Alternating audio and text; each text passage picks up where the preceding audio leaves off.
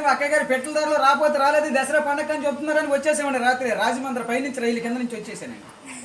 ఏమంటే అక్కయ్య గారు మరి మీకు ఏమైనా డబ్బుకి దానానికి ఏమైనా లోటుకుంటే చొప్పండి సాయంత్రం మాకు ఉత్తరం రాసి పోస్ట్ లేకుండా పోయిపోయాడు మాకు తొందరగా వెళ్ళిపోతుంది. మాకు డబ్బుకి దానానికి ఏమైనా లోటు లేదండి. మాకు బ్యాటరీలు ఏమైనా తక్కువ ఉన్నాయి అనుకున్నారు. మాకు ఏలూరు ఎలికల బ్యాటరీ మాదే, ఉయ్యూళ్ళ ఉడతల బ్యాటరీ మాదే, పామర్లో పందికుక్కల బ్యాటరీ మాదేనండి. మీరంతా చాలా ఇల్లు చిన్న ఇల్లు కట్టించేశారు, చాలా ఇబ్బంది పడిపోతున్నారని చెప్పి ఇప్పుడు సాయంత్రం 7 మీటింగ్ పెట్టించారు. మీరు అంతా వచ్చేవాళ్ళు కృష్ణా నదిలో భోజనాలు పెట్టేస్తాం. నేను చదువులో మాత్రం బాగా పేస అయిపోయాను అక్కయ్య గారు. నాకు చదువు సంకల కడికి వచ్చేసింది, గుడింతల గుండ్ల వరకు వచ్చేసింది, పాటల వరకు వచ్చింది, ఇంగ్లీష్ ఈదుల వరకు పరిగెత్తింది.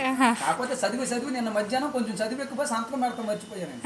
జగన్ గారి దగ్గరికి వెళ్ళి రాత్రి ఉద్యోగం పడితే ఉద్యోగంలో ఉన్న సంతకం చేయవలసి వస్తున్నా ఉద్యోగంలో నుంచి ఉద్యోగం ఇచ్చాడు. మాకు డబ్బుకి దానానికి ఏమైనా లోటు లేదండి. మాకు 700 బిల్డింగ్ ఉందండి. దాంట్లో ఏమి వచ్చి కట్టించానంటారు బిల్డింగ్ కి పింక్ అయితే పేలిపోతే, నాపర నలిగిపోతే, సిమెంట్ సితికిపోతే, తాటకైతే గలగలంటుందని మా ఆబద్దాలు ఆఫీస్ గారు కొత్త కలప తయారు చేశారండి. ఏం కలప అంటారు? అది జిల్లేడు కలప, బొబ్బాసి కలప, తొంగ దోరాలు, ఒరిగే దోసాలు, సీపురు పుల్ల కిటికీలు, పోడిపి గచ్చు, తామరా కప్పు, ఇంటి ముందర రొచ్చు, ఇంటి వెనకాల గచ్చు. చూపులే బాగానే ఉంటుందండి. అప్పుడప్పుడు చుట్టుకాలు అయితే గమనం చుట్టేసుకెళ్ళిపోద్ది. మాకు డబ్బుకి దానానికి ఏమైనా లోట్లేదండి. నా గమనం చూసి మమ్మల్ని చూసి పాకిస్తాన్ యుద్ధానికి రమ్మంటే ఇదే గమనించుకుని వెళ్ళానండి.